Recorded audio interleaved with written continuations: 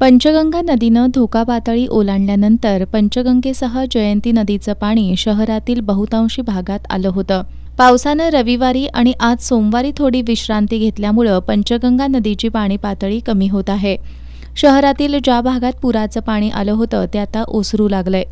कोल्हापूर महापालिकेच्या वतीनं पूरबाधित क्षेत्रात रविवारपासून युद्ध पातळीवर औषध फवारणी आणि स्वच्छता मोहीम हाती घेण्यात आली आहे.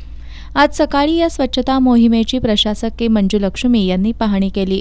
त्यांनी जयंती नाला, दसरा चौक, सुतारवाडा परिसर, Venus corner, Gokul hotel, station road, Rankala तलाव, खराडे कॉलेज या परिसरात त्यांनी पाहणी करून कर्मचाऱ्यांना सूचना केल्या.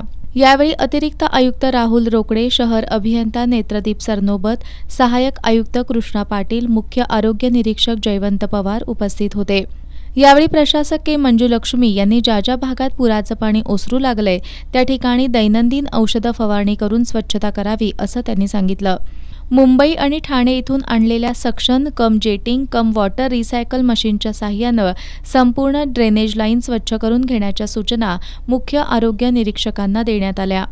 सर्व सफाई कर्मचाऱ्यांनी हँडग्लोव्ज घालून काम करण्याच्या सूचनाही त्यांनी दिल्या. या स्वच्छता मोहिमेअंतर्गत रविवारी आणि आज 40 टन गाळ, फ्लोटिंग मटेरियल, प्लास्टिक कचऱ्याचा उठाव करण्यात आला. सुमारे 300 कर्मचाऱ्यांच्या सहभागातून पंचगंगा तालीम परिसर, व्हीनस कॉर्नर, दसरा चौक, लक्ष्मीनारायण मंदिर, जयंती नाला pumping station, Sita colony, Naik मळा, कारदगे मळा, रमण मळा, जाधववाडी, कदमवाडी, कुंभार गल्ली, रिलायन्स मॉल, कामगार चाळ, दुधाळी गवत मंडई, सुतारवाडा या परिसरामध्ये ही मोहीम राबवण्यात आली. यासाठी 3 जेसीबी, 6 आयवा डंपर, 2 फायर फायटर, 2 पाण्याचे टँकर, औषध फवारणीचे 5 ट्रॅक्टर, धूर फवारणीची 9 मशीन, 20 हँडपंप आणि ठाणे आणि नवी मुंबई महापालिकेचं जेटिंग कम वॉटर रिसायकल मशीनचा वापर करण्यात येतोय.